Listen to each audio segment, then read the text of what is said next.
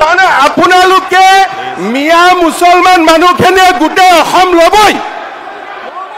আমিও ল'ব নিদিওঁ, হৈ গ'ল, আমিও ল'ব নিদিওঁ। আপোনালোকে আজি হাউচত ক'লে যে আমি ল'মেই, আৰু মই কৈছো আপোনালোকক আমি ল'ব নিদিওঁ। বাছ আচ্ছা, আপোনালোকে উঠাই কিয় যদি শুনিবই নোৱাৰে? আপোনালোকে যদি মোৰ কথা শুনিব ইমান ভয়ে খায়, এই কথাবোৰ আনে কিয়? আজি আপোনালোকে মই ক'লো নো কি কৰিব এতিয়া? আপোনালোকে মোক কি কৰিব এতিয়া? মই ক'লো আৰে মই পক্ষ ল'ম না, আপুনি কি কৰিব? মই পক্ষ ল'মেই, বাছ মই পক্ষ ল'মেই। প্লিজ প্লিজ যি কৰে কৰক না। এটা ডাঙৰ কথা ৰফিকুল চাহাবে ক'লে আৰু দেৱব্ৰত শইকীয়াই ক'লে যে লোৱাৰ আছামৰ পৰা মানুহ আপাৰ আছামত যাবই। হাৰি কিয় যাব কওকচোন? নহয় কিয় যাব? কিয় যাব? নহয় কিয় যাব? কিয় যাব আপোনালোকে কওক?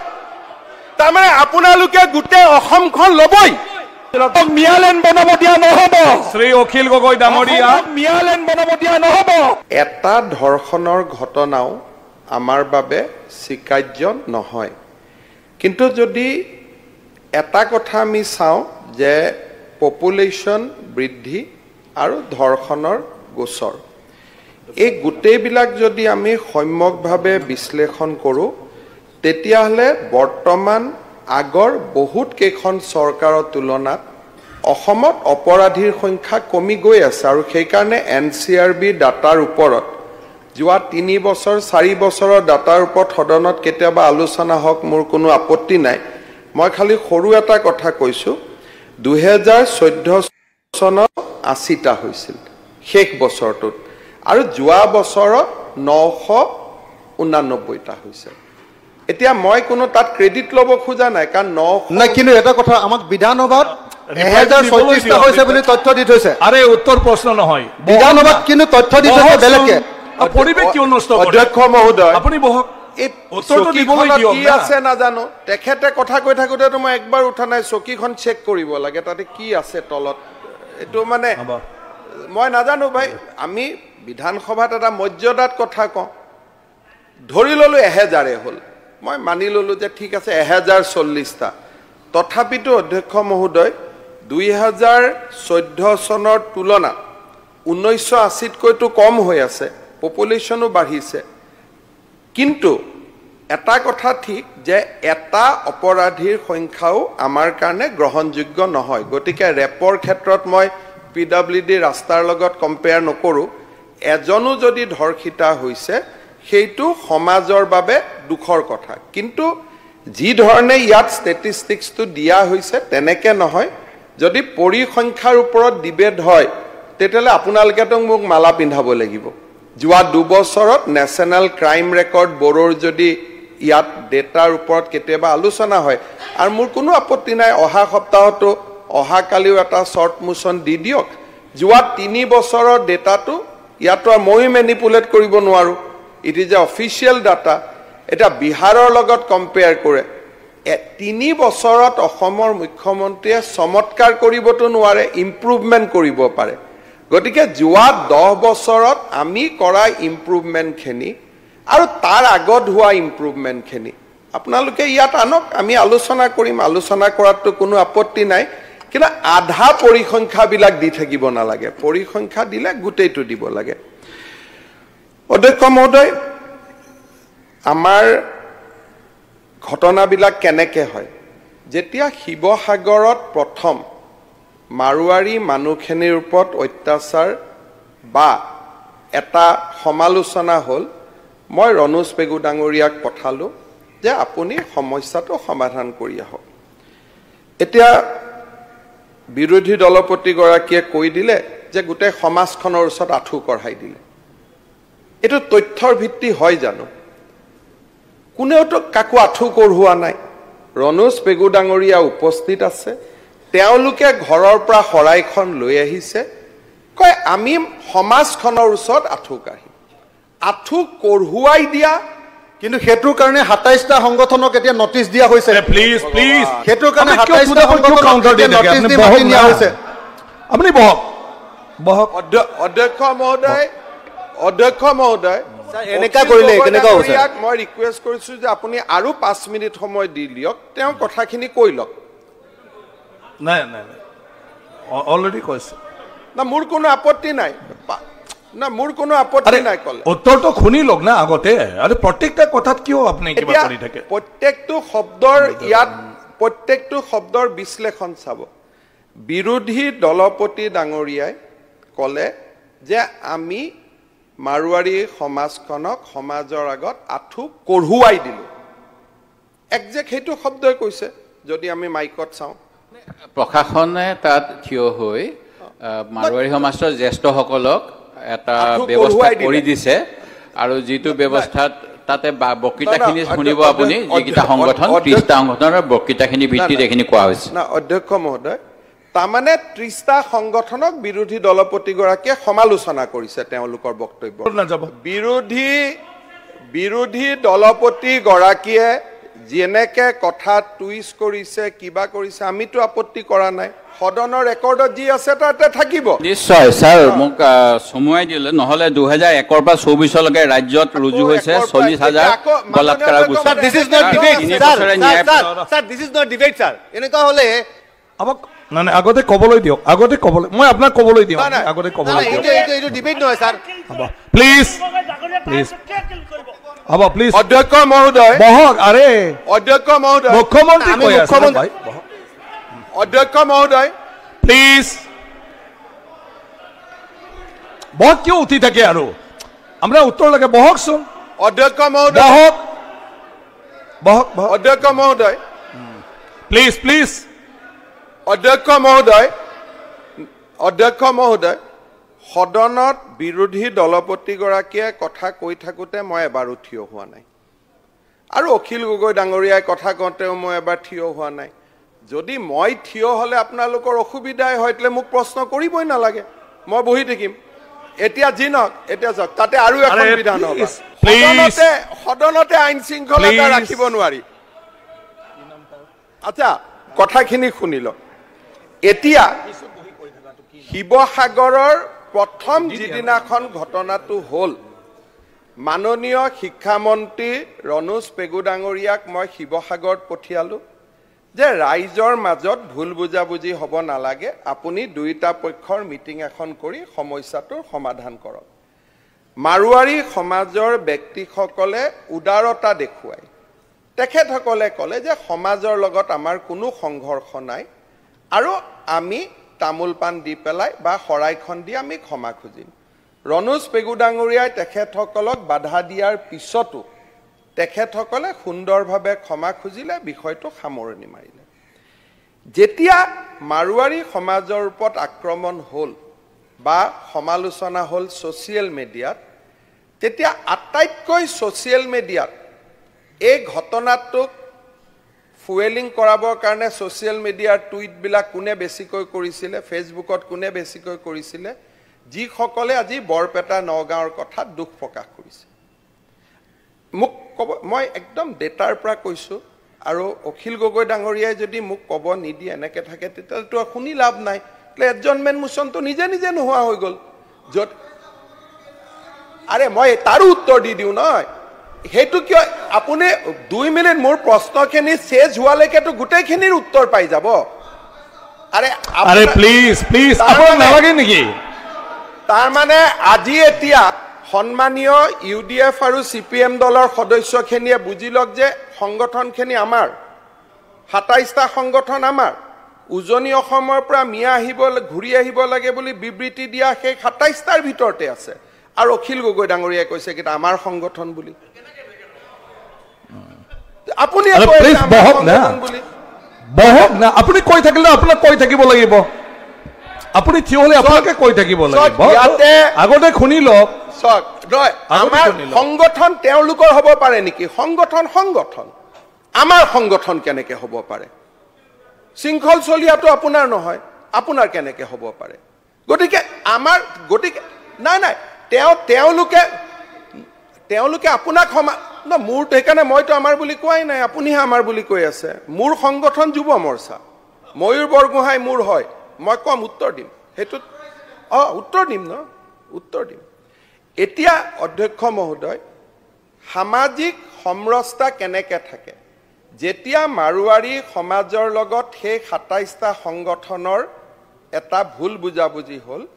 সেই সময়ত টুইটাৰ আৰু ফেচবুকত বৰপেটা নগাঁৱৰ সংখ্যালঘু লোকসকলে একদম ফেচবুকত মাৰোৱাৰীৰ বিৰুদ্ধে লিখি পগলা কৰি দিলে নহয় শুদ্ধ নাই মইতো ডেটাৰ পৰা কম এইটো আপুনি গোটেই অসমৰ পৰা হৈছে এইটো এটা কমিউনিটিৰ নামত বৰপেটা নগাঁৱৰ ডাৰ্টি পলিটিক্স হৈ আছে এই কথাটোত আপত্তি আছে এই কথাটোত আমাৰ আপত্তি আছে আপুনি বৰপেটা কৰিব আমি মানি ললো প্লিজ বহক শুনি লওক আপোনাৰ সংখ্যালঘু মানুহ আৰে মোক এনেকে আমি সংখ্যালঘু মানুহ শুনি লওক আগতে ক'বলৈ দিয়ক আগতে ক'বলৈ দিয়ক আগতে ক'বলৈ দিয়ক আগতে ক'বলৈ দিয়ক সংখ্যালঘুৰ ওপৰত আপোনালোক পলিটিক্স কৰিব নিদিওঁ ছাৰ বাপৰে ইমান সংখ্যালঘু আপোনালোকে ক'বলৈ দিয়কচোন ইছ্যুবিলাক চিফ্ট কৰি বাপৰে মানিব লাগিব ক'বলৈ দিয়ক আগতে ক'বলৈ দিয়ক বাপৰে আগতে ক'বলৈ দিয়ক কি কংগ্ৰেছে সংখ্যালঘু বুলি ডিক্লেয়াৰ কৰি দিলে নেকি সংখ্যা গুৰুক নালাগে আচ্ছা কংগ্ৰেছে সংখ্যালঘু বুলি কওঁতে এনেকে চব জপিয়াই দিলে পুৰাটো শুনক অধ্যক্ষ মহোদয় মই এইটো কথা ক'ব খুজিছো নাই আমিনুল সাহেব আপুনি শুনি পিছৰ লাইনটো পিছত ক'ব মই ইয়াতে উঠি মই মোৰ যদি পুৰাটো শুনে আপোনালোক শান্তি পাব মানুহখিনিয়ে শান্তি পাব যদি ক'ব নিদিয়ে অশান্তি হৈ থাকিব শুনি লওক অসত্য মই কেতিয়াও নকওঁ আৰে আপোনাক প্লিজ প্লিজ শুনক শুনক ঠিক আছে তেতিয়াহ'লে ফেচবুকটো অসত্য হ'ব মই কালি আপোনাক স্ক্ৰীনশ্বট বিলাক আনি দি দিম না ৰাতিপুৱা অধ্যক্ষ মহোদয় যদি মোক স্ক্ৰীনশ্বট বিলাক লাগে ৰাতিপুৱা মই স্ক্ৰীনশ্বট বিলাক দি দিম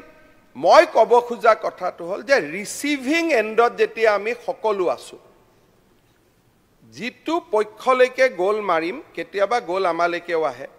সেইকাৰণে যিবিলাক আমি ৰিচিভিং এণ্ডত থকা মানুহ সদায় সংযম যেতিয়া আমি ৰক্ষা কৰোঁ তেতিয়া সব কথা সংযমৰ মাজেৰে চলি যায় মই এইটো কোৱা নাই যে মাৰোৱাৰী যেতিয়া ভালনাৰেবল হয় আমি জপিয়াই পৰোঁ বঙালী ভালনাৰেবল হ'লে আমি জপিয়াই পৰোঁ যেতিয়া মাইনৰিটি ভালনাৰেবল হয় তেতিয়া আপোনালোকে আপত্তি কৰে ভালনাৰেবল সকলো হ'ব পাৰে এইখন অসমত বহুদা বিভক্ত আৰু ইয়াত এখন মাল্টি এথেনিক সোসাইটি আৰে মইতো লওঁৱেই এইটোতো মোৰ আইডিঅলজি আৰে মইতো লওঁৱেই আৰে ভাই অধ্যক্ষ মহোদয় এখেতসকলে শুনিব খোজাই নাই গতিকে শুনিব নুখুজিলে মোৰ কৈ লাভ নাই শুনিব আচ্ছা আপোনালোকে উঠাই কিয় যদি শুনিবই নোৱাৰে আপোনালোকে যদি মোৰ কথা শুনিব ইমান ভয়ে খায় এই কথাবোৰ আনে কিয় মানুহ ইমান ভয়াতুৰ হ'ব নালাগে নহয় আচ্ছা এতিয়া আজি আপোনালোকে এখন ডাঙৰ জুই লগাই দিলে আচ্ছা আজি আপোনালোকে ইয়াত বহি অখিল গগৈ ডাঙৰে আৰে প্লিজ মই ক'লো যি কৰে কৰক হাউচত কি কৰিব আৰে মই ক'লো আপুনি মোক মুখ্যমন্ত্ৰী ডাঙৰীয়াই কৈ আছে অলপ শুনক কাৰ পৰা শুনিব আপুনি এতিয়া অখিল গগৈ মুখ্যমন্ত্ৰী ডাঙৰীয়াই কৈ আছে অখিল গগৈ ডাঙৰীয়া মই যি বাহিৰত কৈছো এটা হাউচত কৈ মোক যি কৰে কৰক ৰ'ব আজি আপোনালোকে মই ক'লো কি কৰিব এতিয়া আপোনালোকে মোক কি কৰিব এতিয়া মই ক'লো আপোনালোকে কওঁতেতো মই বাধা দিয়া নাই আরে অখিল গগৈ ডাঙৰীয়া অখিল আপোনাকতো উত্তৰ লাগে ন 2009 আপুনি শুনকচোন উত্তৰটো চাই আহিছো বাদ দিয়ক আপোনাৰতো উপায় নাই আপুনি শুনিবই লাগিব কি কৰিব আপুনি মোক ক'ব হাউচত মই কাক মাতি আনিম নহয় মুখ্যমন্ত্ৰী ডাঙৰীয়াই কৈ আছে যে মই কাক মাতি আনিম আপোনাৰ কথাটো উত্তৰ দিবলৈ মই যদি উত্তৰ নিদিওঁ কোনে উত্তৰ দিব এতিয়া আপোনালোকক আৰে হে ভগৱান আৰে না এটা কি কৰব মই কলো এটা আপুনি মোক কি কৰিব এক মিনিট নাই মই আৰে টিভিত চাই আছে নহয় মানুহে আৰু মোকো চাই আছে গতিকে মানুহে গম পাব কোন কাৰ ফালে গতিকে লাইভ টেলিকাষ্ট হৈ আছে ময়ো এনজয় কৰি আছো মোৰ কোনো আপত্তি নাই প্লিজ সাইলেন্ট প্লিজ টিভিত অসমৰ মানুহে চাই আছে মই মোৰ আদৰ্শত আছো গতিকে মানুহে মোক ভাল পাব গতিকে ইয়াত কৰিলে কৈ থাকক একদম প্লিজ আপুনি হৈ থাকক কৈ থাকক মই শুনি আছো প্লিজ আৰে কবলৈ দিয়কচোন মাননীয় কথাটো ইয়াতে এক মিনিট মাইনৰিটিৰ ভোটৰ কাৰণে যিমান কম্পিটিশ্যন কৰে কৰি থাকক মইতো তাত নাই আচ্ছা অধ্যক্ষ মহোদয় আজি আপোনালোকে এটা ডাঙৰ কথা ক'লে আজি চাওক জানি বা নাজানি আমাৰ জনিয়া সমষ্টিৰ বিধায়ক আৰু বিৰোধী দলৰ দলপতি গৰাকী এটা আজি ডাঙৰ কথা ক'লে আৰু আপুনি কি কৈ আছে আৰে মই পক্ষ ল'ম না আপুনি কি কৰিব মই পক্ষ ল'মেই বাজ মই পক্ষ ল'মেই প্লিজ যি কৰে কৰক না মই ল'মেই ক'ব দিয়কচোন মই ল'মেই নাই ক'ব পক্ষ ল'মেই আৰে কি লাগে এতিয়া আৰে নহয় মই তেওঁ আৰাম আপোনালোকে যদি নুশুনাকৈ আপোনালোকে মোক ষ্টেটমেণ্ট দিবই দিয়া নাই হ'ব কি ডিভাইড এণ্ড ৰুল ঠিক আছে হ'ব একো অসুবিধা নাই এতিয়া আপোনালোক পঢ়িলে শুনক আচ্ছা আজি আপোনালোকে কি ক'লে এটা ডাঙৰ কথা ৰফিকুল চাহাবে ক'লে আৰু দেৱব্ৰত শইকীয়াই ক'লে যে লোৱাৰ আছামৰ পৰা মানুহ আপাৰ আছামত যাবই হৰি কিয় যাব কওকচোন নহয় কিয়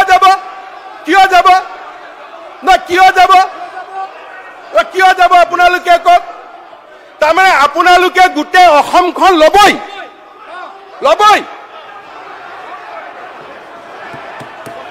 তাৰমানে আপোনালোকে মিয়া মুছলমান মানুহখিনিয়ে গোটেই অসম ল'বই আমিও ল'ব নিদিওঁ হৈ গ'ল আমিও ল'ব নিদিওঁ আপোনালোকে আজি হাউচত ক'লে যে আমি ল'মেই আৰু মই কৈছো আপোনালোকক আমি ল'ব নিদিওঁ বাছ মই এতিয়া যি বিষয়ত সভাস্থগিত প্ৰস্তাৱ দিছে গোটেইখিনি চাইছো আৰু সেইখিনি বিষয় অন্যান্য হিতানত আলোচনা কৰিব পাৰে তাৰ কাৰণে সভাস্থগিত কৰাৰ প্ৰয়োজন নাই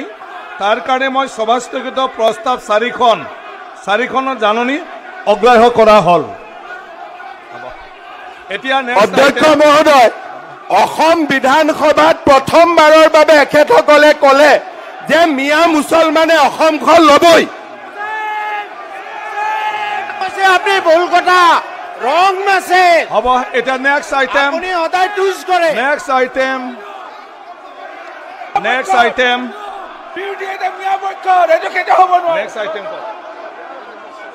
অধ্যক্ষ মহোদয় এই কথাটো বিকৃত কৰা হৈছে অসমৰ এখন জিলাৰ মানুহ আৰু এখন জিলাত যাব নোৱাৰে এতিয়া কাৰ্যসূচী নং 6 মুখ্যমন্ত্ৰী মাননীয় সদস্য শ্ৰী অখিল গগৈ ডাঙৰীয়াই আসাম কোৱালিফিকেশ্যন বিল 2024 বিবেচনাৰ বাবে উত্থাপন কৰিব শ্ৰী অখিল গগৈ ডাঙৰীয়া এখন জিলাৰ মানুহ আৰু এখন জিলাত মিয়ালেন বনাব দিয়া নহ'ব শ্ৰী অখিল গগৈ ডাঙৰীয়া মিয়ালেন বনাব দিয়া নহ'ব ল'বই তাৰমানে আপোনালোকে মিয়া মুছলমান মানুহখিনিয়ে গোটেই অসম ল'বই আমিও ল'ব নিদিওঁ হৈ গ'ল আমিও ল'ব নিদিওঁ আপোনালোকে আজি হাউচত ক'লে যে আমি ল'মেই আৰু মই কৈছো আপোনালোকক আমি ল'ব নিদিওঁ বাছ মই এতিয়া যি বিষয়ত সভাস্থগিত প্ৰস্তাৱ দিছে গোটেইখিনি চাইছো আৰু সেইখিনি বিষয় অন্যান্য শিতানত আলোচনা কৰিব পাৰে তাৰ কাৰণে সভা স্থগিত কৰাৰ প্ৰয়োজন নাই তাৰ কাৰণে মই সভা স্থগিত প্ৰস্তাৱ 4খনৰ জাননী অগ্ৰাহ্য কৰা হ'ল এতিয়া অধ্যক্ষ মহোদয় অসম বিধানসভাত প্ৰথমবাৰৰ বাবে এখেতসকলে ক'লে যে মিয়া মুছলমানে অসমখন ল'বই আপনি ভুল কথা ৰং মেছেজ হ'ব এটা নেক্সট আইটেম আপুনি সদায় টুইষ্ট কৰে নেক্সট আইটেম